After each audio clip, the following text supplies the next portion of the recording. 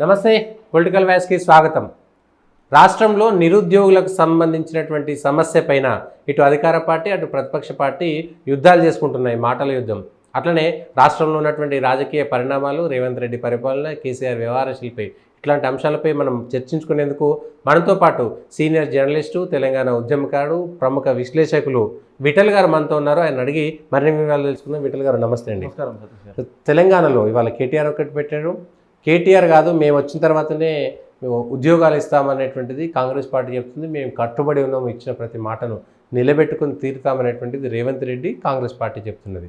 అసలు నిరుద్యోగుల సమస్యకు ఎవరిది తప్పటు? కేటీఆర్ కేసీఆర్ వల్ల తప్ప టీఆర్ఎస్ పార్టీది, లేదంటే కాంగ్రెస్ ప్రభుత్వం? ఎవరు మంచి చేశారు, ఎవరు చెడు చేశారు? ముందుగా పొలిటికల్ వాయిస్ ప్రేక్షకులందరికీ కూడా నమస్కారాలు, అభినందనలు.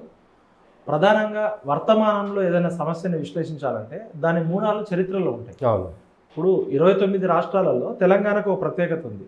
అసలు తెలంగాణ ఉద్యమం అంటే చంద్రబాబు నాయుడు పోయి కేసీఆర్ రావడము, కేసీఆర్ పోయి రేవంత్ రెడ్డి రావడం కాదు. తెలంగాణ ఉద్యమం అంటేనే మా ఉద్యోగాలు మాకు కావాలని. 1952లో ముల్కీ ఉద్యమం, ముల్కీ అంటే లోకల్ 68లో మా ఉద్యోగాలు మాకు కావాలని చెప్పి Kothagudem thermal power station KTPS సింగరేణిలో కొలిశెట్టి రామదాస్ గారు అని మా బంధువు, మా పెదనాన్నగారు వనగర్ల సత్యనారాయణ గారు, మా నాన్నగారు 68 జూన్లో అక్రమంగా ఆంధ్ర ప్రాంతం నుంచి కృష్ణా, గుంటూరు జిల్లా, ఈస్ట్ గోదావరి, వెస్ట్ గోదావరి నుంచి ఖమ్మం జిల్లా భూమిపుత్రులకు దక్కాల్సిన ఉద్యోగాలు ఆంధ్ర వాళ్ళకు దక్కుతున్నాయని ఆమరణ దీక్ష కూర్చున్నారు. దేనికోసం? తెలంగాణ రాష్ట్రం కోసం, కేసీఆర్ సీఎం కావడం కోసం. మా ఉద్యోగాలు మాకు కావాలి అని. ఆ రోజు 68లో ఖమ్మం జిల్లా పాల్వంచ, సింగరేణి, కొత్తగూడెంలో మొదలైన ఉద్యమము ఈరోజు 2024 తెలంగాణ రాష్ట్రం వచ్చి 10 ఏళ్ళు అయిన తర్వాత కూడా మళ్ళీ మా ఉద్యోగాలు మాకు కావాలనే వచ్చింది. ఈ ప్రాసెస్లో 68 నుంచి 2024 వరకు ఎమ్మెల్యేలు అయ్యారు, మంత్రులు అయ్యారు, ఎంపీలు అయ్యారు, సీఎంలు అయ్యారు, ముఖ్యమంత్రులు అయ్యారు, గవర్నర్లు అయ్యారు. కానీ అసలైన జెన్యూన్ నిరుద్యోగులకు ఇంతవరకు కూడా ఎవరికి కూడా న్యాయం జరగలేదు. అంటే ఈ మెయిన్ విషయం ఏంటంటే ఎవరికైతే భూమిపుత్రులకి ఉద్యోగాలు దక్కలేదో ఆ ఉద్యోగాలు దక్కకపోవడం బాధాకరం స్వరాష్ట్రంలో కూడా. ఇప్పుడు ప్రజెంట్ మనం విశ్లేషించుకుంటే అసలు ఉద్యోగాలకి తెలంగాణ ఉద్యమానికి ఉన్న లింక్ తీసుకుంటే 84లో ఎన్టీఆర్ గారు అది వచ్చినాక 85లో 610 జీవో అని వచ్చింది. 610 జీవో ఏంటంటే తెలంగాణలో అర్హత ఉండి ప్రతిభ ఉండి 50,000 మందికి ఉద్యోగాలు దక్కక అక్రమంగా ఆంధ్ర వాళ్ళు ఒక 50,000 నుంచి 80,000 మంది ఉన్నారని చెప్పి ఒక కమిషన్, ఒక IAS ఆఫీసర్ సమైక్యాంధ్ర ప్రభుత్వంలో రిపోర్ట్ ఇచ్చింది. గిర్గ్లాని కమిషన్ 610 జీవో అమలు కావట్లేదు, గిర్గ్లాని కమిషన్ వచ్చింది. 85లో 80,000 ఉద్యోగాలు పోయినాయి. తర్వాత 96 చంద్రబాబు నాయుడు ఉన్నప్పుడు 96 నుంచి 2001 వరకు తెలంగాణ మహాసభ కావచ్చు, తెలంగాణ జనసభ కావచ్చు, తెలంగాణ ఐక్యవేదిక కావచ్చు, బెల్లిలలితని 17 ముక్కలుగా నరికారు తెలంగాణ పాట పాడినందుకు. ఇదే వరంగల్కి చెందిన ఎమ్మెల్యే దాస్యం ప్రణయ్ భాస్కర్ మినిస్టర్ తెలంగాణలో తెలంగాణ అసెంబ్లీలో తెలంగాణ గురించి మాట్లాడితే తెలంగాణ అనే పదం మాట్లాడొద్దని అప్పటి యనమల రామకృష్ణుడు స్పీకర్ ఉండే, చంద్రబాబు నాయుడు గారు ముఖ్యమంత్రి ఉండే. అటువంటి సిచ్యువేషన్లో 96 నుంచి 2001 వరకు బలైంది విద్యార్థులే. 69 ఉద్యమంలో చనిపోయింది విద్యార్థులు. ఆ తర్వాత ఇందిరాగాంధీ ఉక్కు పాదంతో అణచివేయడంతో ఇక్కడ చదువుకున్న డాక్టర్లు, ఇంజనీర్లు, తొలితరం మేధావులంతా ఇక ఆర్మీతో కొట్లాడలేక అడవుల్లోకి వెళ్ళి నక్సలిజం వల్ల లక్షల మంది విద్యార్థులు చనిపోయింది. అది 2001లో కేసీఆర్ గారు టీఆర్ఎస్ పార్టీ పెట్టినాక మొట్టమొదటి జైలుకి వెళ్ళే అవకాశం నాకు వచ్చింది. 2001లో డిసెంబర్ 27. ఎందుకంటే 69 తర్వాత మళ్ళీ ఉస్మానియా నుంచి ఎవరు వెళ్ళలేదు జైలుకి. 69లో ఉద్యమాన్ని ఇందిరాగాంధీ అణచివేసినాక మళ్ళీ దాదాపు 30-40 ఏళ్ల తర్వాత 2001లో ఫస్ట్ నేను డిసెంబర్ 27 తెలంగాణ బంద్కు పిలుపునిచ్చింది టీఆర్ఎస్ పార్టీ. అప్పుడు నేను తేజ టీవీలో రిపోర్టర్గా ఉంటూ తెలంగాణ ఉద్యమం కోసం జాబ్ రిజైన్ చేసి వెళ్తే 3,000 మంది నన్ను చెంచల్గూడ నుంచి జైలు నుంచి తీసుకొచ్చారు. అమ్మాయిలు, అబ్బాయిలు. అప్పుడు బాంబులు లేకపోతే కూడా పళ్ళాలు కొట్టుకుంటూ తీసుకొచ్చారు. తెలంగాణ అనేది ప్రతిసారి పోరాటాలు ఘనంగా ఉంటాయి, త్యాగాలు ఘనంగా ఉంటాయి. చనిపోయేది, త్యాగాలు చేసేది, జైలుకి వెళ్ళేది విద్యార్థులు, నిరుద్యోగులు, పేద బడుగు బలహీన వర్గాలు. లాభం పొందేది ఈ జిత్తుల మారే రాజకీయ నాయకులు. తెలంగాణ క్యారెక్టర్ ఏమో త్యాగము, ధైర్యము, నిజాయితీ. తెలంగాణ రాజకీయ నాయకులేమో శవాల మీద పేలాలు ఎరుకునే. ఇప్పుడు మళ్ళీ 2014 నుంచి 2023 వరకు మొన్నటి వరకు సమైక్యాంధ్ర పాలనలో తెలంగాణ నిరుద్యోగులకు అన్యాయం జరుగుతుందని చెప్పారు. మరి తెలంగాణ స్వయం పాలన కేసీఆర్ గారు ముఖ్యమంత్రికి వచ్చినాక 327 మంది పీజీలు, పిహెచ్డీలు, ఎంఏలు, ఎంబీఏలు, ఎంఎస్సీ అయిపోయిన వాళ్ళు ఆత్మహత్యలు చేసుకున్నారు. మా చావులకు కారణం కేసీఆర్ ప్రభుత్వము, కేసీఆర్ అని చెప్పి. అప్పుడు సమైక్యాంధ్ర పాలనలో చనిపోయింది విద్యార్థులు, నిరుద్యోగులు. కేసీఆర్ పాలనలో ఆత్మహత్యలు చేసుకుంది వీళ్ళే. 2001 నుంచి 2014 వరకు జరిగిన 14 ఏళ్ల మూమెంట్లో 1200 మంది చచ్చిపోయారు.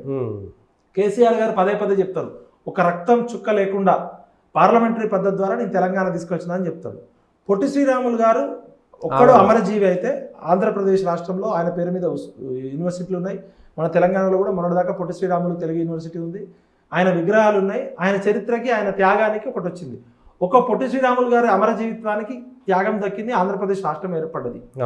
మరి మన ఆంధ్ర రాష్ట్రం ఏర్పడ్డది. అప్పుడు మన 1200 మంది పిల్లలు చనిపోతే కనీసం ఇప్పటి వరకు ఆ పిల్లల అడ్రస్సులు లేవని చెప్తున్నారు. ఆ పిల్లల మీద ఒక మ్యూజియం కానీ, ఒక అమరవీరుల స్తూపం కానీ, వాళ్ళ చరిత్రను ఇంతవరకు రికార్డు చేయలేదు. 69లో చనిపోయిన వాళ్ళ రికార్డు ఇంతవరకు లేదు. 2001 నుంచి 2014 చనిపోయిన వాళ్ళకి గుర్తింపు లేదు, గౌరవం లేదు.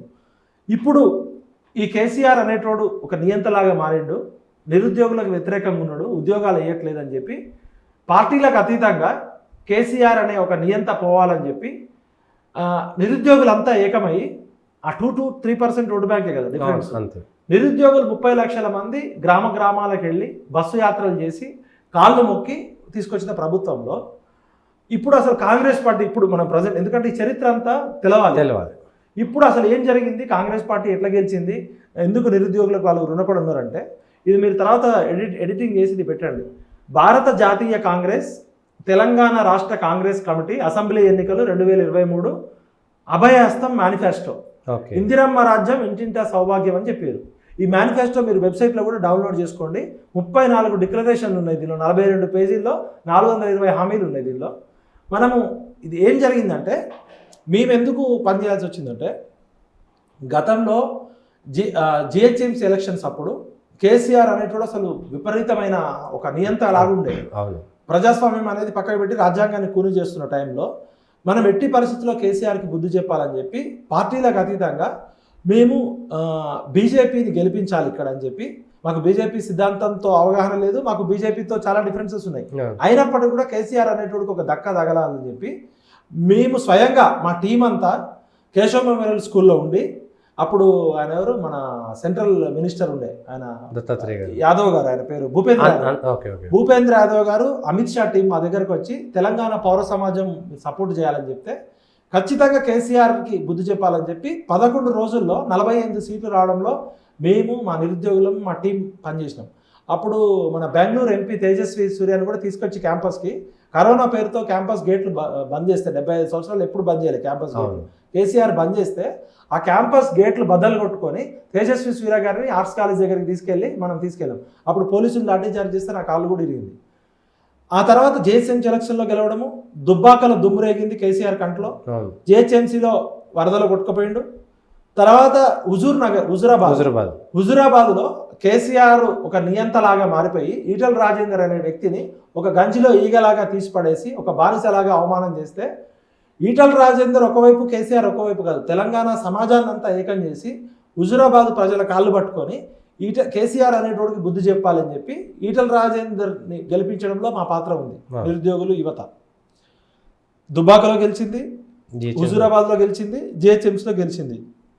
ఇక ప్రజలందరిలో ఒక నెరేటివ్ ఏం తీసుకొచ్చినామంటే, కేసీఆర్ని గద్దె దింపే పార్టీ బీజేపీ పార్టీయే, అమిత్ షా, మోడీ లాంటి బలమైన నాయకత్వం ఉంది, ఇక్కడ ఖచ్చితంగా గద్దె దింపుతారని ఒక ఆశ ఉండే. అప్పుడు కాంగ్రెస్ పార్టీకి 3000 ఓట్లు కూడా రాలే. ఇదే బలమూరు వెంకట్ని పెట్టిండు. అప్పుడు ప్రజలంతా బీజేపీ వైపు, బండి సంజయ్ నాయకత్వం వైపు చూస్తున్నప్పుడు మరి వాళ్ళకి ఏం జరిగిందో ఇంటర్నల్ రాజకీయాలు మాకు తెలియదు. కానీ ఒకటి, కర్ణాటకలో కాంగ్రెస్ ఓడిపోవడము, కాంగ్రెస్ గెలవడము, బీజేపీ ఓడిపోవడము. 2, కవితని అరెస్ట్ చేయకపోవడము. 3, బండి సంజయ్ గారిని తీసేయడం. దీంతో మెల్లమెల్లగా తెలంగాణ ప్రజలు బీజేపీ వైపు చూసిన ప్రజలంతా కూడా ఆటోమేటిక్గా కాంగ్రెస్ వైపు వచ్చారు. అప్పుడు ఏమైందంటే, రేవంత్ రెడ్డి, బండి సంజయ్ అగ్రెసివ్గా పోతున్న టైంలో బండి సంజయ్ అధ్యక్ష పదవి తీసేయడంతో ఇక రేవంత్ రెడ్డి అయితేనే కొట్టగలుగుతాడని ఒక నెరేటివ్ ఏర్పడ్డారు. ఆ సమయంలో స్వయంగా AICC Rahul Gandhi team, doctor Ajay అని చెప్పి ఆయన ఐపీఎస్ ఆఫీసర్, ఆయన హైదరాబాద్ పబ్లిక్ స్కూల్లో చదువుకున్నాడు, ఐపీఎస్ ఆఫీసర్, వాళ్ళ ఫాదర్ ఐఎఫ్ఎస్ ఆఫీసర్ ఉండే. ఆయన మోస్ట్ బ్యాక్వర్డ్ క్లాసెస్ చెందిన వ్యక్తి, సామాజిక న్యాయం మీద పనిచేస్తూ ఆయన జంషెడ్పూర్ ఎంపీగా గెలిచిండు, ఐపీఎస్ జాబ్ కూడా రిజైన్ చేసిండు సోషల్ జస్టిస్ కోసం. రాహుల్ గాంధీ గారు ఆయన పంపించండు మా దగ్గరికి. మీరు రాజకీయ నాయకుల దగ్గరికి కాదు, తెలంగాణ పౌర సమాజంలో ఉన్న ఉద్యమకారుల దగ్గరికి వెళ్ళాలంటే ఆయన స్వయంగా ఒక 5-6 సార్లు మా ఇంటికి వచ్చి ఆయన మీటింగులు పెట్టి, మేము సామాజిక న్యాయానికి కట్టుబడి ఉన్నాం, బీజేపీ బీసీ జనాభా లెక్కలు చేయట్లేదు, సుప్రీంకోర్టు అఫిడవిట్ ఇచ్చింది, వాళ్ళు highly complicated technically sensitive issue, వాళ్ళు ఓపెన్గా చెప్పేసారు, మీరు సామాజిక తెలంగాణ గురించి పనిచేస్తున్నారు కాబట్టి మాకు సపోర్ట్ చేయండి అంటే మేము కాంగ్రెస్ పార్టీకి నమ్మమని చెప్పినాం. అప్పుడు దీపాదాస్ మున్షి గారు ఏఐసిసి సోనియా గాంధీ గారు దూతగా స్వయంగా మా ఇంటికి వచ్చింది. మా ఇంటికి వచ్చి ఒక 4-5 అవర్స్ చర్చలు జరిపిన తర్వాత అందశ్రీ గారిని పిలిపించినాం, అసలు ఏంది తెలంగాణ సమాజం గురించి అని. అందశ్రీ గారి పాట ఆమె మా ఇంట్లోనే రికార్డు చేసుకుంది. దీపాదాస్ మున్షి గారు, డాక్టర్ అజయ్ కుమార్ గారు, వీళ్ళు సిడబ్ల్యూసి మెంబర్స్, కాంగ్రెస్ పార్టీలో హై లెవెల్ ఉన్నోళ్ళు, ఇద్దరు కూడా బాగా చదువుకున్న వాళ్ళు, వాళ్ళకంటూ ఒక ఇంటిగ్రిటీ ఉందని చెప్పారు. ప్రియరంజన్ దాస్ మున్షి గారని యంగ్ టర్క్ ఉండే, ఆయన ఇందిరాగాంధీ టీంలో పనిచేసిండు. ఆయన వైఫ్ ఈమె సెంట్రల్ యూనియన్ మినిస్టర్గా పనిచేసింది. విశ్వభారతి స్కూల్, రవీంద్ర భారతి ఉంది కదా మన కలకత్తాలో, రవీంద్రనాథ్ ఠాగూర్ గారు పెట్టిన దానిలో ఈమె వన్ ఆఫ్ ది డైరెక్టర్. ఈమె నేషనల్ స్కూల్ ఆఫ్ డ్రామాలో ప్రొఫెసర్ ఉండే, ఆర్టిస్ట్ ఉండే. ఆమె కూడా అన్నది, నేను కూడా ఇప్పుడున్న రాజకీయాలకు పనికిరాను, సామాజిక ఉద్యమాల నుంచి వచ్చిన కాబట్టి అని చెప్పి ఏఐసిసి పెద్దలతో మాట్లాడించి మమ్మల్ని అందరిని ఒప్పించి తెలంగాణ పౌర సమాజంలో ఉన్న అందరి మేధావుల దగ్గరికి నేను స్వయంగా తీసుకెళ్ళిన. జస్టిస్ సుదర్శన్ రెడ్డి గారు కావచ్చు, మన రామచంద్రమూర్తి గారు కావచ్చు, ఎక్కా యాదగిరి గారు కావచ్చు, పాషం యాదగిరి గారు కావచ్చు, గాదే ఇన్నయ్య గారు కావచ్చు, లెఫ్ట్ రైట్ స్ట్రైట్ తెలంగాణ వాదులు అందరూ దాదాపు 100 నుంచి 150 మంది దగ్గర తీసుకెళ్తే ఆమె ప్రతి ఒక్కరి దగ్గరికి అజయ్ కుమార్ గారు, దీపాదాస్ మున్షి గారు వచ్చి మేము సామాజిక తెలంగాణ కట్టుబడి ఉన్నాం, నిరుద్యోగులకు న్యాయం చేస్తామంటే అవన్నీ మీరు మేనిఫెస్టోలో పెట్టాలని చెప్పినాం. అప్పుడు ఆమె మాట్లాడి ఈ మేనిఫెస్టో తయారు చేయడంలో అజయ్ కుమార్ గారి పాత్ర ఉంది, దీపాదాస్ మున్షి గారి పాత్ర ఉంది, ఇక్కడ మేధావులందరి పాత్ర ఉంది. అప్పుడు ఏం చేసినామంటే హైదరాబాద్ యూత్ డిక్లరేషన్ పెట్టిర్రు వాళ్ళు. ఈ హైదరాబాద్ యూత్ డిక్లరేషన్ ఏంటంటే మీరు కూడా చదవాలి, ఒకసారి తెలుసుకోవాలి. పక్కనే ఇక్కడ హైదరాబాద్ యూత్ డిక్లరేషన్ నాకు డేట్ కూడా గుర్తుంది, మే 8వ తారీఖు 2023 ప్రియాంక గాంధీ గారు స్వయంగా వచ్చి ప్రకటించారు.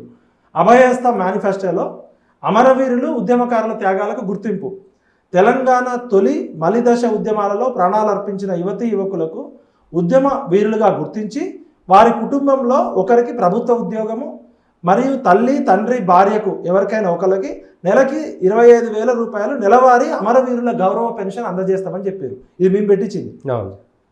ఉద్యమంలో పాల్గొన్న యువతపై నమోదైన కేసులను ఎత్తివేయడంతో పాటు జూన్ 2న వారికి తెలంగాణ ఉద్యమకారులుగా ప్రభుత్వ గుర్తింపు కార్డు. మొన్న జూన్ 2వ తారీఖు తెలంగాణ 10 సంవత్సరాల ఉత్సవాలు అయితే ఒక్క ఉద్యమకారుడికి కూడా, ఒక కోదండరామ్ సార్ టీముకు తప్ప తెలంగాణ ఉద్యమంలో 69 ఉద్యమకారులకు కానీ మాకు కానీ ఎవ్వరికి కూడా పిలుపు లేదు. ఇక్కడ అవమానించారు. ఇంతవరకు అమరవీరుల కుటుంబాలను గుర్తించలేదు. ఇంకొకటి, ఇప్పుడు నిరుద్యోగుల గురించి వాళ్ళు ఏం చెప్పారంటే స్వయంగా ప్రియాంక గాంధీ గారు సరూర్ నగర్ స్టేడియంలో 50,000 మంది నిరుద్యోగుల సమక్షంలో 8వ తారీఖు మే నెల 2023 యూట్యూబ్లో డౌన్లోడ్ చేయండి, ఆ రోజు ప్రెస్ క్లిప్పింగ్లు చూడండి. పారదర్శకంగా ప్రభుత్వ ఉద్యోగాలు నియామకాలు చేస్తాం. మేడం ప్రియాంక గాంధీ గారు ఇచ్చిన ప్రామిసు ఇది. ఇక్కడ ఉన్న పుచ్చిపోయిన మొఖాలో, ఎలకలు తిన్న మొఖాలో, లేకపోతే విశ్వాసం లేని కాంగ్రెస్ లీడర్లు కాదు, ఆమె స్వయంగా సోనియా గాంధీ మాటగా ఇచ్చిందని చెప్పి మొదటి ఏడాదిలో 2 లక్షల ప్రభుత్వ ఉద్యోగాలు భర్తీ చేస్తాం. మొదటి ఏడాదిలోనే SC, ST, BC, minority backlog పోస్టులు భర్తీ చేస్తాం. ప్రతి ఏడాది జూన్ 2వ తేదీ నాటికి అన్ని శాఖల్లోని ఖాళీలతో జాబ్ క్యాలెండర్ ప్రకటించి సెప్టెంబర్ 17 లోపు నియామకాలు చేస్తామన్నారు. మరి ఇప్పుడు 6 నెలలు అవుతుంది. 6 నెలల్లో మీరు 6 ఉద్యోగాలను ఇచ్చిర్రా, 60 ఉద్యోగాలను ఇచ్చిర్రా, 6,000 ఉద్యోగాలను ఇచ్చిర్రా? మరి 2 లక్షల ఉద్యోగాలంటే మీ గమ్యము గమనము, మీ దశ దిశ 6 నెలల కాలంలో, సరే 2 నెలలు ఎలక్షన్స్ తీసేస్తే 4 నెలల్లో మీరు ఎన్ని ఉద్యోగాలు ఇచ్చారు, ఎన్ని నోటిఫికేషన్లు ఇచ్చారు, ఎన్ని ఎగ్జామ్స్ కండక్ట్ చేస్తారనే చూడాలి. నిరుద్యోగ యువతకు ఉద్యోగ ఉపాధి అవకాశాలను కల్పించే వరకు ప్రతి నెల 4,000 రూపాయలు నిరుద్యోగ భృతి చెల్లింపు అన్నారు. మరి ఎన్ని నెలలు చెల్లించారు? ప్రత్యేక చట్టంతో టీఎస్పీఎస్సీని ప్రక్షాళన చేసి యూపీఎస్సీ తరహాలో పునరుద్ధరణ. గతంలో జరిగిన గ్రూప్ 1, గ్రూప్ 2 పేపర్ లీకేజ్లో దోషులను కఠినంగా శిక్షించడమే కాకుండా వాళ్ళందరినీ కూడా శిక్ష పడేటట్టు చేస్తామన్నారు. ఇంతవరకు ఆ పేపర్ లీకేజ్ దానిలో ఎవరైనా శిక్షించారా? అప్పుడు కేసీఆర్ ఉన్నప్పుడు బదనాం చేశారు. ఏమైంది? ఇది మన కేసీఆర్ చేసిన దానికి కేసీఆర్ని గతంలో బదనాం చేశారు కదా. ఇప్పుడు మరి ప్రియాంక గాంధీ గారు ఏం ఆన్సర్ చెప్తారు?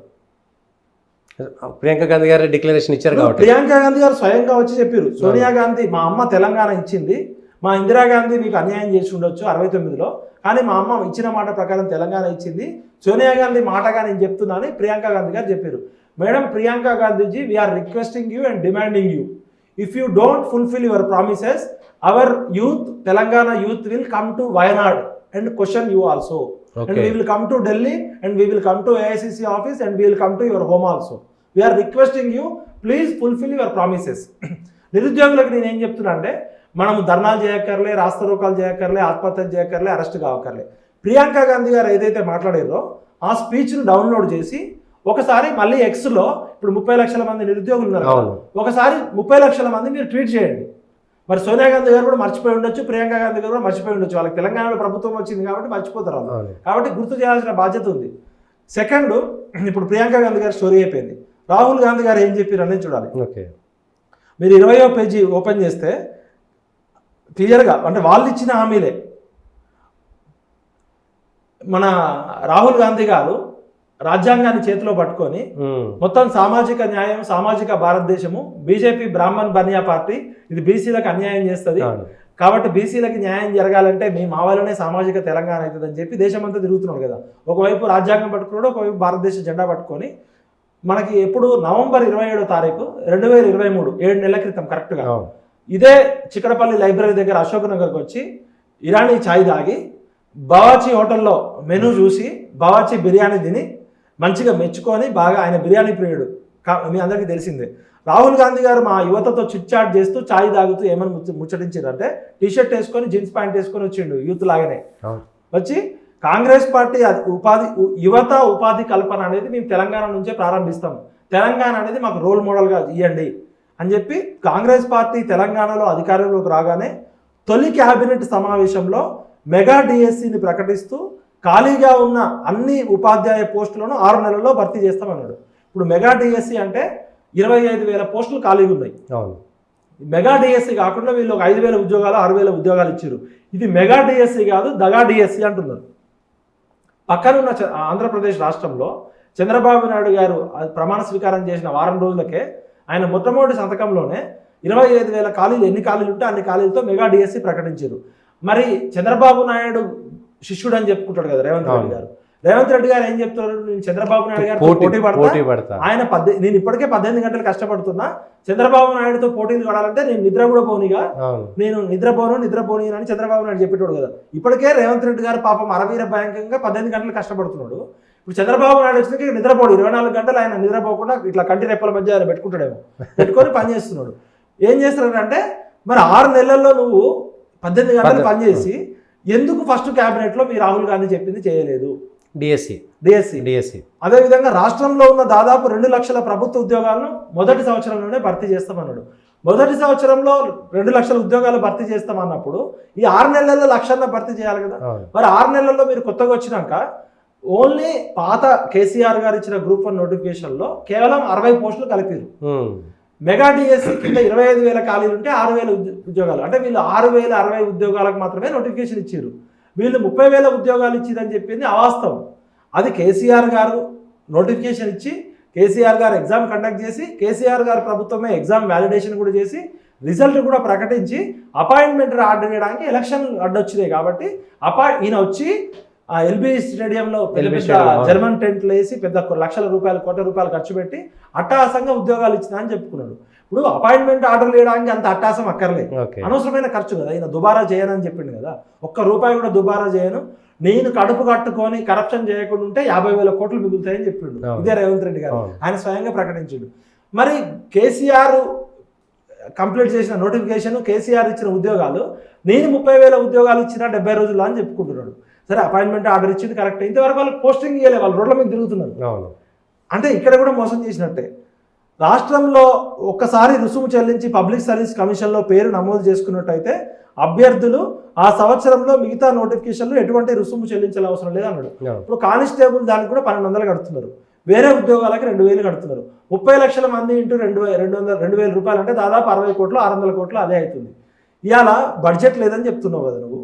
50,000 కోట్ల రూపాయలతోటి మూసీ నదిని కొబ్బరి నీళ్ళు లాగా చేస్తాడు. ఇప్పుడు ఆయన గతంలో హుస్సేన్ సాగర్ని కొబ్బరి నీళ్ళు చేసిండు, ఇప్పుడు ఈయన మూసీ మూసీ హుస్సేన్ నదినే సాగర్ చేస్తారు. కొబ్బరి నీళ్ళు అయిపోయింది, జనం అంతా కొబ్బరి నీళ్ళు తాగుతున్నారు. ఇప్పుడు మూసీ నదిని కొబ్బరి నీళ్లు గంగా నది చేస్తా అని 50,000 కోట్లతో సుందరీకరణ చేస్తాడు. అది లండన్ లో కూర్చొని మాట్లాడారు మళ్ళీ ఎవరెవరు, అటు పక్కన అమ్రాపాలి, ఇటు పక్కన లండన్ మేయర్, థేమ్స్ నది నది లండన్. మొత్తం చూసుకుంటూ వారం రోజులు విహారయాత్ర లాగా ఎంజాయ్ చేసి దావోస్ లో ఆదాయం కలిసి నక్కను చూసి పులిని చూసి నక్క వాత పెట్టుకున్నట్టు లండన్ ఆర్థిక పరిస్థితి ఏంది, బ్రిటన్ ఆర్థిక వ్యవస్థ ఏంది, అక్కడున్న ఆర్థిక ప్రమాణ పరిస్థితి ఏంది, ప్రజల జీవన విధానం ఏంది, వాళ్ళు థేమ్స్ నదిని సుందరీకరణ చేసిరంటే వాళ్ళ ఆర్థికం ఉంటది. అది ఇప్పుడు చేసింది కూడా కాదు, ఇప్పుడు చేసింది కాదు, అది ఎప్పటి నుంచో నడుస్తుంది. ఈయన ఇప్పుడు కొత్తగా వచ్చి మూసీ నదిని 50,000 కోట్లతో ప్రకటిస్తున్నాడు అంటే ఈయనకి అవగాహన లేదు, ఆలోచన లేదు. ఎంతసేపు షో ఆఫ్. ఇప్పుడు కాళేశ్వరం పేరుతో శనీశ్వరం చేసి 150,000 కోట్లు గంగలో పోసిండని గోదావరి నదిలో పోసిండు. ఇది ప్రజల పాలిట ఆర్థికంగా గుదిబండ అవుతుందని రేవంత్ రెడ్డి గారే తిట్టిండు. కేసీఆర్కి ఏం తెలియదని. ఎందుకు చేసిండు ఆయన? 30,000 కోట్లతో అయ్యేదాన్ని 150,000 కోట్లు చేసి 1,000 రూపాయల ప్రాజెక్ట్ని 10,000 చేసి 5,000 మెగా కృష్ణారెడ్డి, 4,000 కేసీఆర్ తిన్నారు. ఇప్పుడు మరి ఈయన తినడానికి 50,000 కోట్లు. ఇప్పుడు మూసీ నది ప్రక్షాళన అవసరమా? మూసీ నది సుందరీకరణ అవసరమా? నేను ఓపెన్గా చెప్తున్నా రేవంత్ రెడ్డి అన్న, నువ్వు ఇంజనీర్ కాదు, నేను ఇంజనీర్ కాదు. ప్రపంచ ప్రఖ్యాతి చెందిన ఇంజనీర్లు హైదరాబాద్లో ఉన్నారు. సానా మారుతి గారు ఉన్నారు, World Bank expert adviser Hanumantharao గారి తర్వాత. మూసీ నది ప్రక్షాళన చేయడం ఒకటే కాదు, అది ఎన్క్రోచ్మెంట్స్ అయినాయి. దాని మీద ఉన్న అక్రమ కట్టడాలు తొలగించి కోర్టు ప్రకారం చేయాలంటే కూడా పట్టదు. వైబుల్ కూడా కదా ఆ ప్రాజెక్టు. ఏదైనా ప్రాజెక్ట్ చేయాలంటే వైబుల్ ఉండాలి, ప్రాక్టికల్ ఉండాలి, అచీవబుల్ ఉండాలి. ఇప్పుడు ఆయనేమో అన్ని తెలిసి ఆగం చేసిండు, ఎవరు? కేసీఆర్ గారు. ఇప్పుడు ఈ కాంగ్రెస్ ప్రభుత్వం ఏం తెలియక ఏం చేస్తుందా అని ఉంటుంది. ఇప్పుడు ఏదో ఏరికోర తెచ్చుకున్న కోడి ఎగిరెగిరి తన్నట్టు ఉంది ఇప్పుడు కాంగ్రెస్ పరిస్థితి. అన్ని ప్రభుత్వ కాంట్రాక్టుల్లో నిరుద్యోగ యువతకు అవకాశం కల్పిస్తాం. మరి ఇప్పటి వరకు తెలంగాణ ప్రభుత్వం వచ్చినాక ఎన్ని కాంట్రాక్టులలో ఎంతమంది నిరుద్యోగులకు అవకాశాలు కల్పించడం? ఏ ప్రభుత్వం కూడా అందరికీ ఉద్యోగాలు ఇవ్వలేదు. గతంలో మోడీ గారు కూడా సంవత్సరానికి 2 కోట్ల ఉద్యోగాలు ఇస్తా అన్నారు, ఇవ్వలేదు. ఇప్పుడు వీళ్ళేమో 2 లక్షల ఉద్యోగాలు ఇస్తా అంటున్నారు. గతంలో కేసీఆర్ కూడా నిరుద్యోగుల కోసమే అన్నాడు. మరి రేవంత్ రెడ్డి గారు ఏమంటారు? ఇది నిరుద్యోగుల ప్రభుత్వం, ప్రజల ప్రభుత్వం, ప్రజా ప్రభుత్వం అని చెప్తారు కదా. ఈ వచ్చి 6 నెలలు దాటింది కదా, 7వ నెలలోకి వచ్చేసినాం. ఈ 6 నెలల కాలంలో రేవంత్ రెడ్డి అన్న, మీరు మా నిరుద్యోగ యువకులు రోజు మీ ఇంటి ముందుకు వచ్చి ధర్నాలు చేస్తున్నారు, రాస్తారోకలు చేస్తున్నారు, మీ ఇంటి ముందు పడగాపులు పడుతున్నారు. 6 సెకండ్లు కూడా టైం ఇవ్వలేదు ఇంతవరకు, 6 నిమిషాల సమయం కూడా ఇవ్వలేదు. ఆయన పక్కన ఫోన్లు ఎత్తే ఒక ఆయన జైపాల్ రెడ్డి అని ఉంటాడు, ఆయన పర్సనల్ అసిస్టెంట్. ఆయన కలుస్తున్నాడు. ఆయన ఏమన్నా ఐఏఎస్ ఆఫీసరా? ఆయన ఏమన్నా ప్రిన్సిపల్ సెక్రటరీయా? ఆయనకి ఏమన్నా జ్ఞానం ఉందా? పాపం నిరుద్యోగులు అంతా వస్తే ఈ తీర్మానం మళ్ళీ తీసుకుపోయి వాళ్ళని కల్పించి సీఎంని కల్పించిన అని చెప్తున్నాడు. నాకు నిరుద్యోగులు చెప్తున్నారు. ఇప్పుడు జైపాల్ రెడ్డి ఆయనకు దూరం బంధువు కావచ్చు, పోలీసు కేసీఆర్ అదే పని చేసి కానిస్టేబుల్. కేసీఆర్ అన్న ప్రిన్సిపల్ సెక్రటరీ, చీఫ్ సెక్రటరీని కలిసిండు. వీళ్ళు నిరుద్యోగులంతా దూర ప్రాంతాలు 500 కిలోమీటర్ల నుంచి వచ్చి గృహిణులు, లేడీస్ ఎక్కడో ఉండి పొద్దున్న నుంచి సాయంత్రం దాకా ఉంటే జైపాల్ రెడ్డి జైపాల్ రెడ్డి అనే వ్యక్తి ఆయనకు దూర బంధువు కావచ్చు, పోలీస్ డిపార్ట్మెంట్ కానిస్టేబుల్. ఈయన ఫోన్లు ఎత్తే పక్కన పర్సనల్ పిఏ. ఆయనను కల్పించి సీఎంని కల్పించినట్టు చెప్తున్నారు కొంతమంది. అంటే మనం ఇక్కడ వ్యవస్థలో ఉన్నాం. రేవంత్ రెడ్డి గారికి నిజంగా చిత్తశుద్ధి ఉంటే మరి 6 నెలల కాలంలో నిరుద్యోగులు ఎందుకు కలవరు? నిరుద్యోగాలను కలవని ముఖ్యమంత్రి ఉంటే ఎంత, ఊడితే ఎంత అని మనం కేసీఆర్ గారిని. మరి ముఖ్యమంత్రి గారికి అవగాహన ఉందా, లేకపోతే అవగాహన లేదా, లేకపోతే అజ్ఞానంతో ఉన్నాడా, లేకపోతే అభద్రతలో ఉన్నాడా, లేకపోతే అన్నీ తెలుసనే అహంకారంలో ఉన్నాడా అర్థం కావట్లేదు. రేవంత్ అన్న, సమయం చాలా ఉంది, మీరు సరి చేసుకోండి అని నేను రిక్వెస్ట్ చేస్తున్నా. ఇంకొకటి, ప్రతి జిల్లా కేంద్రంలో ఒక పారిశ్రామిక వార్డును ఏర్పాటు చేసి దానికి అనుగుణంగా ఉపాధి నైపుణ్య కేంద్రాలను ఏర్పాటు చేసి ప్రతి నిరుద్యోగ యువతకు ఉపాధి కల్పిస్తాం. ఇది చాలా అద్భుతంగా ఉంది. ఎందుకంటే ఏ ప్రభుత్వం కూడా 2 లక్షల ఉద్యోగాలే ఖాళీలు ఉన్నాయి. ఇక్కడ ఉన్నది 30 లక్షల మంది. కొడంగల్లో 5,000 కోట్లతోటి అభివృద్ధి పనులు చేశారు. వాళ్ళ దగ్గర స్కిల్ డెవలప్మెంట్ సెంటర్ పెట్టుకుంటున్నారు 100 కోట్ల రూపాయలతో. మరి రాష్ట్ర ముఖ్యమంత్రి, రాజ్యాంగం మీద ప్రమాణం చేసిన వ్యక్తి సెలెక్టివ్ గవర్నెన్స్ చేయకూడదు. ఈయన 3.5 కోట్ల మందికి, 4 కోట్ల ప్రజలకి ముఖ్యమంత్రి. ఒక కొడంగల్కే ముఖ్యమంత్రి కాదు. గతంలో ఇదే కేసీఆర్ గారు గజ్వేల్కి చేసినప్పుడు ఇదే రేవంత్ రెడ్డి గారు విమర్శించారు. ఇదే హరీష్ రావు గారు సిద్దిపేటకే డెవలప్మెంట్ చేస్తుండని రేవంత్ రెడ్డి అన్న మమ్మల్ని అందరినీ చైతన్యం చేసిండు, రాళ్లతో కొట్టాలని చెప్పిండు. మరి కేటీఆర్ గారు సిరిసిల్లకు చేసిండు అన్నారు.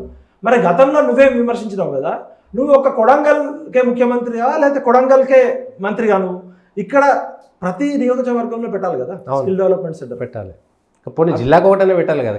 సరే 6 నెలలే అయింది, మేము కనీసం దాని మీద ఇంతవరకు ఒక్క యాక్షన్ ప్లాన్ లేదు. ఇప్పుడు అన్నం మెతుకు పట్టుకుంటే తెలిసిపోద్ది. ఈ 6 నెలల కాలంలో 6 నిరుద్యోగ యువతను కూడా నువ్వు కలవలేదంటే బాలకృష్ణని కలవడానికి సమయం ఉంటుంది. అన్ని గేట్లు తీసేసాడు కదా, ప్రజాభవనం ప్రగతి భవనం కూడా గేట్లన్నీ తీసేసి గేట్లు తీసాడు కానీ ఆయన ఉండట్లే కదా, రాజు అక్కడ ఉంటే బెస్ట్ కదా, ఈయన పోయి ప్రైవేట్ హౌస్ లో ఉంటుంది కదా. ఒక ముఖ్యమంత్రి అనేటువంటి గవర్నమెంట్ నివాసంలో ఉండాలి. కానీ ఇప్పుడు కేసీఆర్ ని తిట్టినావు, గడీల ద్వారా మొత్తం ఇంత ఇనుప కంచెలు వేసుకున్నాడు, గడీల ద్వారాని బాంబులతో పెంచేయాలి, రాళ్లతో కొట్టి చంపాలని నువ్వు రాగానే తీసినావు యాడ్స్ ఆఫ్. మరి నువ్వెందుకు ఉండట్లే అక్కడ? నువ్వు అందుబాటులో ఉండాలి కదా. అంటే నీకు ఇగో ప్రాబ్లమా? కేసీఆర్ ఉన్న ఇంట్లో నేను ఎందుకు ఉండాలని? మీ ఇద్దరి మధ్య ఇగోలు ఏమన్నా ఉండండి, కానీ మీరున్న ఇల్లు మీరు ఎక్కడన్నా ఉండండి, ప్రజలకు అందుబాటులో ఉండాలి కదా. మీరు ఒకసారి ఆత్మపరిశీలన చేసుకోండి రేవంత్ అన్న. మీరు ఫుట్బాల్ ఆడడానికి టైం ఉంది, క్రికెట్ పోవడానికి టైం ఉంది, లండన్ పోయి థేమ్స్ నదిని చూడడానికి టైం ఉంది, మూసీ నది ప్రక్షాళనకి టైం ఉంది, 50,000 కోట్లు డబ్బులు లేకపోయినా అప్పు తెచ్చి మూసీ నదిని గంగా నది లాగా చేసి కొబ్బరి నీళ్ళలాగా చేయడానికి టైం ఉంది. సినిమా యాక్టర్ ఆంధ్ర ఆవులను కలవడానికి టైం ఉంది, సినిమా యాక్టర్లను కలుస్తున్నావు, బాలకృష్ణ పెట్టిన హాస్పిటల్కి పోయి గంటల తరబడి చెప్తున్నావు, ఆంధ్రజ్యోతి రాధాకృష్ణ ఇంటికి పోయి ఇంటర్వ్యూలు ఇస్తున్నావు. మరి నీ ప్రభుత్వం రావడానికి కారణమైన ఈ 30 లక్షల మంది నిరుద్యోగులు ఈ 6 నెలల కాలంలో కనీసం 600 సార్లు వచ్చింది నీ దగ్గరికి. 6 సెకండ్లు కూడా టైం ఏంటంటే నిరుద్యోగులు ఏమనుకుంటారు అంటే నీకు కూడా జర బలిసింది అనుకుంటున్నారు. మరి బలిసినప్పుడు ఏం చేస్తారు? ఫస్ట్ బతుకులు ఆడతారు. కేసీఆర్ బాటలోనే రేవంత్ రెడ్డి ఇప్పుడు ఫస్ట్ అన్న అంటున్నాం, రేవంత్ అన్న అంటున్నాం, నీ ఇంటి ముందుకు వచ్చి కాళ్ళు పట్టుకుంటున్నారు, నువ్వు పోలీసులతో కొట్టిస్తున్నావు, పంపిస్తున్నావు, తర్వాత గులాబీలతో చేస్తారు, తర్వాత ఇంకేస్తారు, తర్వాత రాళ్ళు వేస్తారు. ఇది అవసరమా రేవంత్ అన్న? నీకు ఇది అవసరం లేదు కదా. నీకు మంచి చిన్న వయసులో ముఖ్యమంత్రి అయినావు, ఎంతో భవిష్యత్తు ఉంది. దయచేసి నువ్వు డెమోక్రసీలో నువ్వు కలవాలి కదా. నీ పక్కన ఫోన్లు ఎత్తేటోడు నీ గన్మెన్లు కాదు కదా ముఖ్యమంత్రిని. ఇప్పుడు నిన్ను చూసి కదా నువ్వు కేసీఆర్కి వ్యతిరేకంగా కొట్లాడుతున్నావు, అరవీర భయంకరంగా, కానీ నిన్ను చూసి ప్రజలు ఓటేసిరు అనుకుంటున్నావు. నువ్వు పరిష్కరిస్తావా, బడ్జెట్ ఉందా లేదా అనేది సెకండరీ. ప్రజాస్వామ్యంలో ముఖ్యమంత్రి అనేటోడు ప్రజలందరికీ కస్టోడియన్ కదా. మరి ఇంత అహంకారం ఎందుకు, ఇంత భయం ఎందుకు నీకు? అక్కడికి రమ్మనేందుకు ఓయోకోయి అక్కడే కూర్చొని నిరుద్యోగులు అక్కడే పిలిచి అక్కడే మాట్లాడచ్చు. టైం ఉండకపోవచ్చు, ముఖ్యమంత్రికి ఎంతో బిజీ ఉండొచ్చు. అసలు నువ్వు కూర్చున్న సీటు కారణము ఈ నిరుద్యోగులే కదా. గురుకుల లేడీస్ ని కొట్టిస్తున్నావు పోలీసులతోటి. నిన్న పాపం 3 కిలోమీటర్లు నడిచిర్రు ఆయన అక్కడ ఇంటి దగ్గరకు పోవడానికి, టాపిక్ డైవర్ట్ చేసి ట్రాఫిక్ అంతా 3 కిలోమీటర్లు నడిపించారట. లేడీస్ ఏడ్చుకుంటే నాకు ఫోన్లు చేసారు.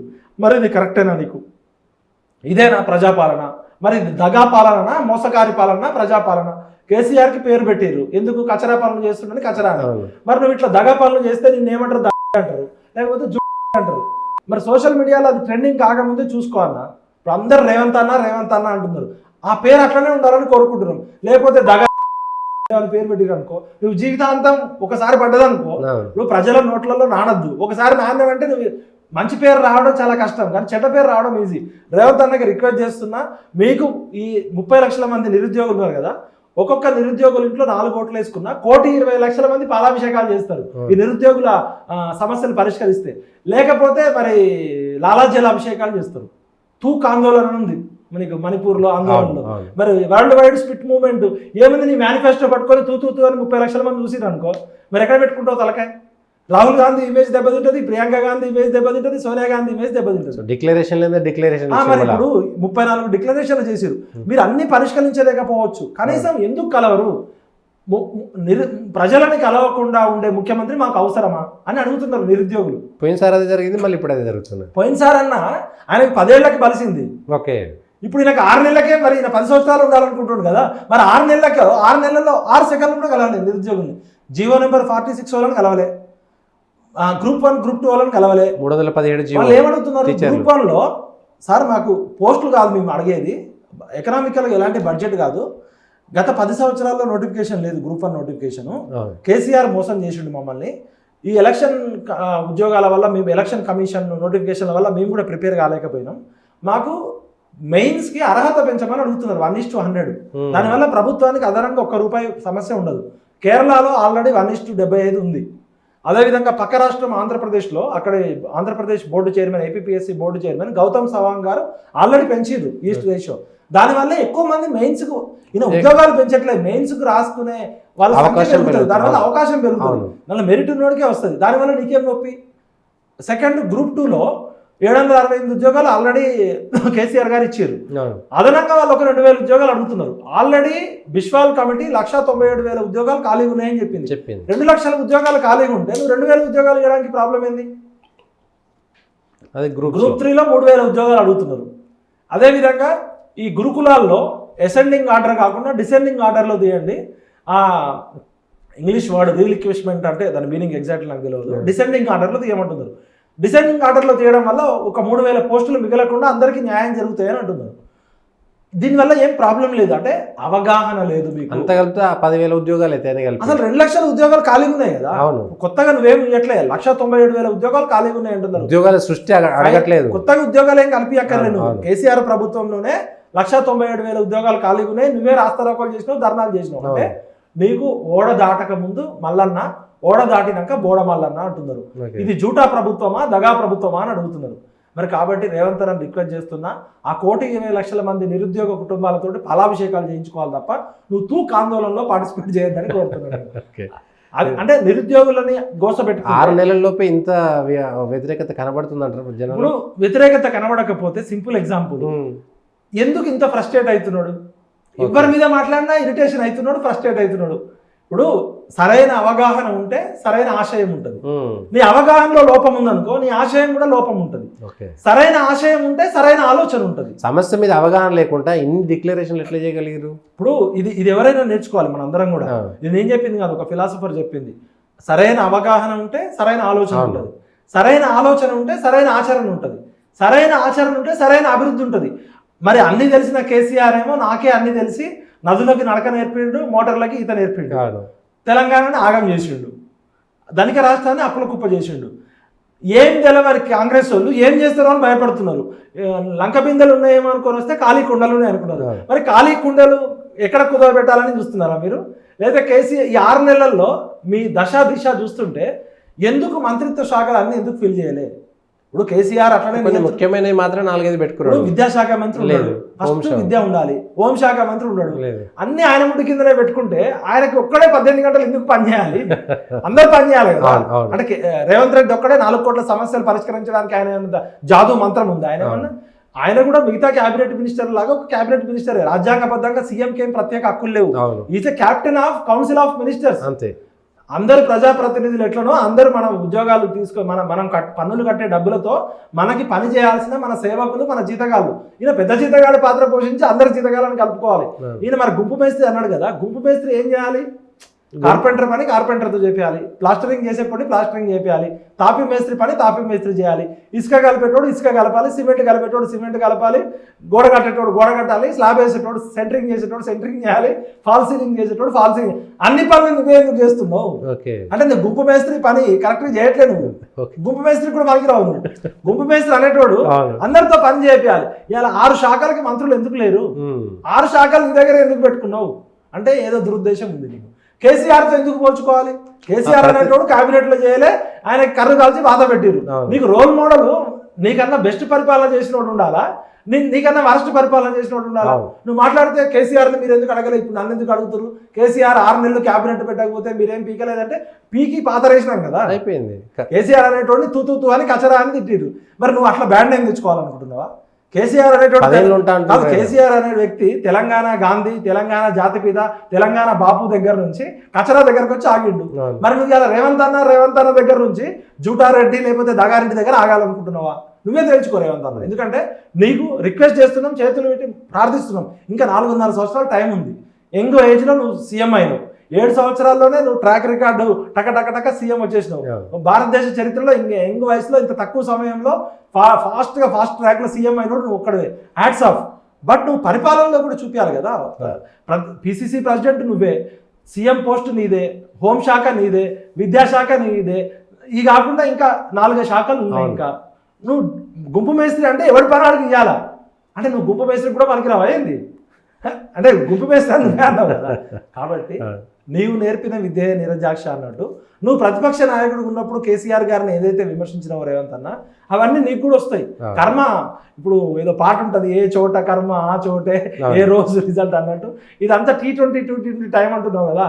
నువ్వు ఇలా మంచి చేస్తే రేపు మంచిగా ఉంటుంది.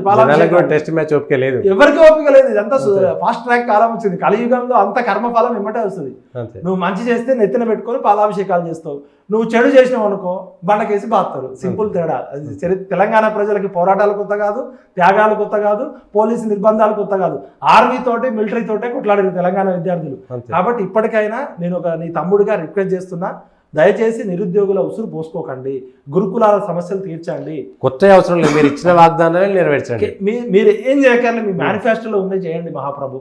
మీరు థేమ్స్ నది లాగా మూసీ నదిని 50,000 కోట్లు పెట్టక్కర్లే, మాకు హైదరాబాద్ని కేసీఆర్ చేసినట్టు డల్లాస్ న్యూయార్క్ చేయక్కర్లే, మా తెలంగాణని తెలంగాణ లాగుంచండి చాలు. మీరు కొత్తగా ఏం చేయక్కర్లే. మాకు ఇంకో కొత్త రింగ్ రోడ్డు, ఇప్పుడు ఉన్న రింగ్ రోడ్డు మీద పోవడానికే మాకు కార్లు లేవు నిరుద్యోగులకి. ఆ అవుటర్ రింగ్ రోడ్డే ఖాళీగా ఉంది, ఇంకొక రీజనల్ రింగ్ రోడ్డు అవసరం లేదు మాకు. ఇప్పుడు మీ రియల్ ఎస్టేట్ దందాల కోసం, మీకు ఆ మెట్రో రైలు కోసం అక్కర్లే, మీకు డబ్బులు రావడం కోసం డెవలప్మెంట్ ప్రాజెక్ట్. ఇవాళ ప్రభుత్వాలు ఏం చేస్తున్నాయంటే, డబ్బులు సంపాదించాలంటే ఈ రాజకీయ నాయకులందరికీ ఒక పార్టీలకు అతీతంగా చెప్తున్నాను, కాంట్రాక్టర్లకి కాంట్రాక్ట్ ఇవ్వాలి. డైరెక్ట్ చేస్తే కరప్షన్ చేయలేరు కదా. ఓ బిల్డింగ్ కట్టాలి, ఓ ప్రాజెక్ట్ తీసుకురావాలి, ఓ కొత్త ప్రాజెక్ట్ పెట్టాలి, 1000 రూపాయలతో అయ్యేదాన్ని 10,000 చేయాలి. కాంట్రాక్టర్కి 5,000, వీళ్ళకి 4,000. కరప్షన్ చేయడం కోసం ప్రాజెక్టులు చేయకండి ఏ ప్రభుత్వం అయినా, ప్రజల కోసం చేయండి. ఇప్పుడు ఉన్నదాన్ని మీరు చేయండి. ఆయన ఏమో కాళేశ్వరం కట్టి 1,50,000 కోట్లు బుడిదల పోసిండని మీరే తిడుతున్నారు, మీ ఎంక్వైరీలు జరుగుతున్నాయి. మరి మీరు అధికారంలో ఉన్నప్పుడు మూసీ నదిని కొబ్బరి నీళ్ళు చేస్తాం, లండన్ థేమ్స్ నది చేస్తాం, ఏం చేయక్కర్లే మహానుభావ. మమ్మల్ని ఇట్లా బతకరియండి, ఖాళీగా ఉన్న ఉద్యోగాలు నింపండి, గవర్నెన్స్ చేయండి, మంత్రిత్వ ఎవరి పని వాళ్ళని చేసుకొనియండి. అన్ని పనులు మీరే చేయకండి. లేకపోతే ఏమవుతుంది, ఇప్పుడు తెలంగాణ ప్రజలు అమాయకులు, ఆవేశపరులు. మంచిగా ఉంటే నెత్తిన పెట్టుకుంటారు, లేదంటే అది సహజంగా. జియో నెంబర్ 46 రద్దు చేస్తామని చెప్పింది ఈ కాంగ్రెస్ నాయకులే. 317 సమస్య పరిష్కరిస్తా అన్నది కాంగ్రెస్ వాళ్ళే. మా ప్రొఫెసర్ కోదండరామ్ గారు, ఆకులూరి మురళి గారు, బల్మూరి వెంకట్ గారు, తీర్మార్ మల్లన్న గారు, ఈ రియాజ్ గారు, వీళ్ళంతా నిరుద్యోగులని బస్సు యాత్రల పేరుతో నన్ను కూడా సన్మానం చేశారు. వీళ్ళందరితో పాటు చిక్కడపల్లి లైబ్రరీలో ఇదే నిరుద్యోగులు మమ్మల్ని భుజాల మీద ఎక్కించుకొని వచ్చి కాంగ్రెస్ ప్రభుత్వం రాగానే, అన్న మీ అందరూ ఇప్పుడు మా అందరి సమస్యలు తీరుతాయని దండలేసి ఆరతులు పట్టి జేజేలు పలికారు. మరి నాతో పాటు సన్మానం చేయించుకున్న బల్మూరి వెంకట్ ఇవాళ ఎందుకు మాట్లాడట్లే, రియాజన్ ఎందుకు మాట్లాడట్లే, కోదండరామ్ గారు ఎందుకు మాట్లాడట్లే, ఆకులూరి మురళి గారిని ఎందుకు మాట్లాడట్లేదు? వీళ్ళందరూ రాజకీయ నాయకులు కాదు కదా, వీళ్ళందరూ తెలంగాణ సమాజానికి ప్రతినిధులు కదా. ఇలా ఎమ్మెల్సీగా గెలిచిన బల్మూరి వెంకట కావచ్చు, తీర్మార్ మల్లన్న గ్రాడ్యుయేట్లు ఎమ్మెల్సీ ప్రతినిధిగా ఉన్నారు. మరి మల్లన్న గారు కూడా మాట్లాడాలని కోరుకుంటున్నారు. ఆయన ప్రతినిధి, మీరు చెప్పిన నిరుద్యోగులకు నిఖార్సైనటువంటి ప్రతినిధి ఎవరంటే ఇప్పుడు తీర్మార్ మల్లన్న. మరి మల్లన్న గారు కూడా మాట్లాడాలని కోరుతున్నాం. ఇప్పుడు ప్రజలు మిమ్మల్ని అందరినీ వాళ్ళు చాయ్ పైసలు ఇచ్చి, మన సర్కార్ వచ్చింది, మన ఎమ్మెల్సీ ఉన్నాడు కాబట్టి ఇంకా కొట్లాట్లేందుకు నేను ఉన్నా కదా మధ్యవర్తిగా మాట్లాడాను. ఇప్పుడు మల్లన్న గారికి 2 బాధ్యతలు ఉన్నాయి. ఒకటి, ప్రజలు ఇచ్చిన చాయ్ పైసలు, ప్రజలు ఇచ్చిన విరాళాలతో ఆయన క్యూ న్యూస్ నడిచింది. అదేవిధంగా తొలి వెలుగు రఘు ఛానల్ కూడా ప్రజలు ఇచ్చిన దాంతో నడిచింది. ఈ 2 ఛానళ్ళకి బాధ్యత ఉంది. ఎందుకంటే అది వాళ్ళ సొంత డబ్బులతో పెట్టుబడిదారి ఛానల్ కావు, అవి ప్రజలందరి ఓన్ ఛానల్స్. ప్రజలందరూ తరపునే ఉండాలా, అవి ప్రభుత్వం తరపున ఉంటే ఊకోరు, వాటిని కబ్జా చేస్తారు. 10 రూపాయలు ఇచ్చిన ప్రతి ఒక్కరు ప్రశ్నించే 10 రూపాయలు ఇచ్చినోడు, 1000 రూపాయలు ఇచ్చినోడు, చాయ్ పైసలు ఇచ్చినోడు, మటన్ పైసలు ఇచ్చినోడు, గూగుల్ పే చేసినోడు, ఫోన్ పే చేసినోడు, అన్ని రకాల వాళ్ళు. ఈవెన్ తొలి వెలుగు రఘు కూడా ప్రజల డబ్బులతోటే ఛానల్ పెట్టిండు. కాబట్టి 2 ఛానల్ ఎప్పుడు ప్రతిపక్షంగా ఉండాలి. అదేవిధంగా ఇప్పుడు మల్లన్న గారు ఎమ్మెల్సీ అయ్యండి గ్రాడ్యుయేట్ తరపున, ఒక బీసీ గ్రాడ్యుయేట్ తరపున ఎమ్మెల్సీ కావడము, నిరుద్యోగులు అందరి తరపున లీడర్గా ఉంటూ, మరి ప్రశ్నకి ఆయన క్యూ న్యూస్ అంటే ప్రశ్న, ఆయన పనే ప్రశ్నించడం. మరి ప్రశ్నించే మల్లన్న ఇవాళ నిరుద్యోగుల తరపున ఎందుకు ప్రశ్నించట్లేదు అని అంటున్నారు. కాబట్టి మీ కోదండరామ్ గారు మమ్మల్ని అందరినీ ఉత్తేజపరిచి మా అందరికీ తరపున ఇలా ఎమ్మెల్సీ కోసం తిరుగుతున్నాం కదా. తర్వాత ఇప్పుడు రిటైర్మెంట్ వయసులో నీకు ఎమ్మెల్సీ రావడం వల్ల కొత్తగా వచ్చే పేరేం లేదు, కానీ ఆ కోదండరామ్ అనే పేరే పెద్ద పేరు. నువ్వు ఫస్ట్ నిరుద్యోగుల గురించి కొట్లాడు సారు, ఆ ఎమ్మెల్సీ గురించి తిరగడం బంద్ చేయి. ఆకులూరి మురళి గారు కూడా ఆల్రెడీ రిటైర్డ్ అయిన ఐఏఎస్ ఆఫీసర్, జగన్ గారి దగ్గర అద్భుతంగా పనిచేసిండు, ఇక్కడికి వచ్చి మా అందరితో తిరిగిండు. ఆయన తెలంగాణ ఉద్యమంలో లేడు, ఆయన త్యాగమేం చేయలేదు ఉద్యమంలో. ఆయనకి తెలంగాణ సమాజం ఇవ్వాల్సిన దానికన్నా మంచి గుర్తింపు ఇచ్చింది కేసీఆర్తో కొట్లాటలో. మరి ఇప్పుడు కాంగ్రెస్ ప్రభుత్వం వచ్చినాక ఆయన ప్రశ్నించడం బంద్ చేస్తున్నాడు. దయచేసి ఆకులూరి మురళి గారి మీద, ఆయన మేధావి, నిఖార్సైన నిజాయితీపర ఐఏఎస్ ఆఫీసర్ కాబట్టి ఆయన అడుగుతున్నాం, రిక్వెస్ట్ చేస్తున్నాం. నిరుద్యోగులు అందరూ నన్ను అడగమని చెప్తున్నారు, సార్ మీ మిత్రుడు ఆకులూరి మురళి కనపడట్లేదని అడుగుతున్నారు. ఆయన కూడా అడగాలి. ఆయన విద్యాశాఖ వాళ్ళకి ఎక్కువ బాధ్యత ఉంటుంది, అందరికన్నా ఎక్కువ బాధ్యత. నిరుద్యోగులు రిటైర్డ్ అయిన వాళ్ళు, వాళ్ళు పెన్షన్ పొందుతున్న వాళ్ళు, గవర్నమెంట్ జీతం తీసుకున్న వాళ్ళు, గవర్నమెంట్ పెన్షన్ పొందుతున్న వాళ్ళు. నిరుద్యోగులు ఏమో తావులకు తగ్గించి ఆత్మహత్యలు చేసుకుంటున్నారు. కాంగ్రెస్ ప్రభుత్వం వచ్చినాక కూడా 6 నెలల్లో 2-3 నిరుద్యోగులు ఆత్మహత్యలు చేసుకున్నారు. ప్రధానంగా మేధావైన ఆకునూరి మురళి గారికి బాధ్యత ఉంది, తెలంగాణ పెద్ద మనిషి అని చెప్పుకొని తిరుగుతున్న కోదండరామ్ గారికి బాధ్యత ఉంది, బల్మూరి వెంకట్ నిరుద్యోగుల ప్రతినిధి, ఆయన యువకులం నిరుద్యోగ కులం అయింది. ఆయనకేం కులం లేదు, మతం లేదు, ఆయన కులమే యువ కులం, ఆయన మతమే నిరుద్యోగ మతం అని చెప్పుకునే ఎమ్మెల్సీ ఆయన బల్మూరి వెంకట్ గారికి ఉంది. ఇదే నిరుద్యోగులందరినీ బస్సు యాత్రలో తిప్పి కాంగ్రెస్ పార్టీకి ఓట్లు వేయించిన రియాజ్ గారు గ్రంథాలయ సంస్థ చైర్మన్, ఆయనకి బాధ్యత ఉంది. మల్లన్న గారికి బాధ్యత ఉంది. నిరుద్యోగులు ఎంత ప్రేమిస్తారో తిరగబడితే అంత ప్రమాదం ఉంటుంది. కాబట్టి మీకు దయచేసి రిక్వెస్ట్ చేస్తున్నా, మీరు రేవంత్ రెడ్డి గారు అపాయింట్మెంట్ ఇప్పియండి. మీ అందరూ కలిసి ఈ 30 లక్షల మంది రోడ్ల మీదకి వచ్చి వాళ్ళు త్యాగాలు చేసి మళ్ళీ సావులు రాకముందే పరిష్కరించాల్సిన బాధ్యత మీ మీద ఉందని కోరుతున్నాను. ఇంకొకటి ఇది నిరుద్యోగుల సమస్య. ఇంకొకటి కేసీఆర్ గారు కూడా మాట్లాడాల్సినటువంటి సందర్భమే.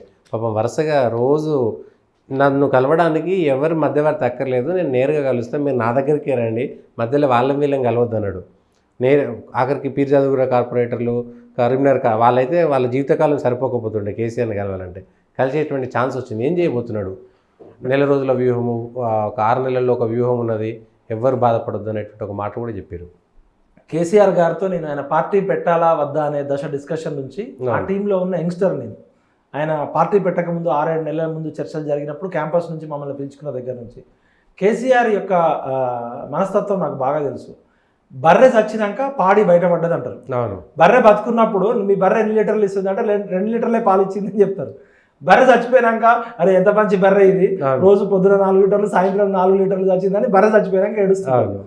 ఆయన ఏమో అవసరం ఉన్నప్పుడు మనకు ఫోన్ చేస్తాడు, ఇంటికి పిలిపించుకుంటాడు, మనం రాకపోతే మన ఇంటికి వస్తాడు, మంచిగా భోజనం పెడతాడు. మనని అసలు ఈ ప్రపంచంలో కేసీఆర్ గారు ప్రేమించినట్టు ఎవ్వరు ప్రేమించినంతగా ఎవ్వరు భోజనం పెట్టినంత పంచపక్ష పరమాణాలు పెట్టి పెడతాడు.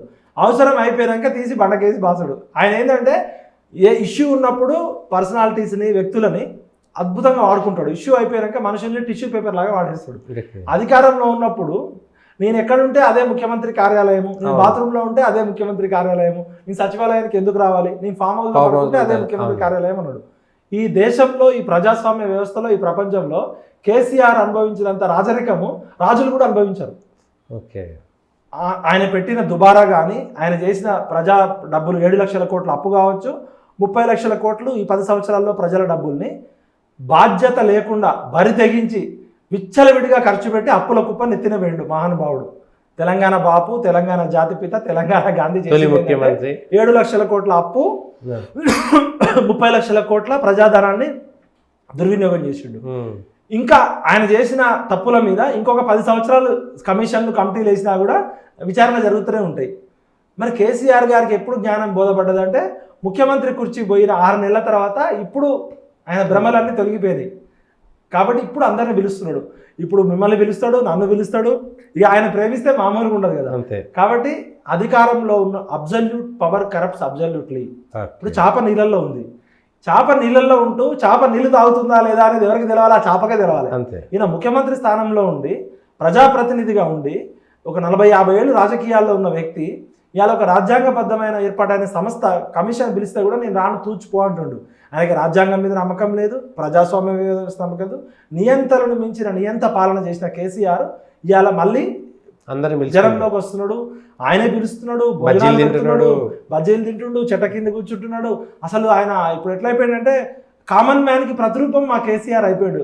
మళ్ళీ మా పాత కేసీఆర్ చిచ్చా మళ్ళీ భూమి మీదకి వచ్చినందుకు సంతోషము. కాకపోతే కేసీఆర్ అనేది ఎక్స్పైరీ అయిపోయిన టాబ్లెట్. కొన్ని టాబ్లెట్లు ప్రతి ఇంట్లో కూడా టాబ్లెట్ల బాక్స్లో డేట్ అయిపోతుంది, ఎక్స్పైరీ అయిపోయిన టాబ్లెట్. మన అమ్మనో నాన్ననో అది పడే బుద్ధి కాదు, డోలో పనికి వస్తుంది, పారాసిటమాల్ పనికి వస్తుందని కొన్ని టాబ్లెట్లు అట్లా ఉంచుతాం.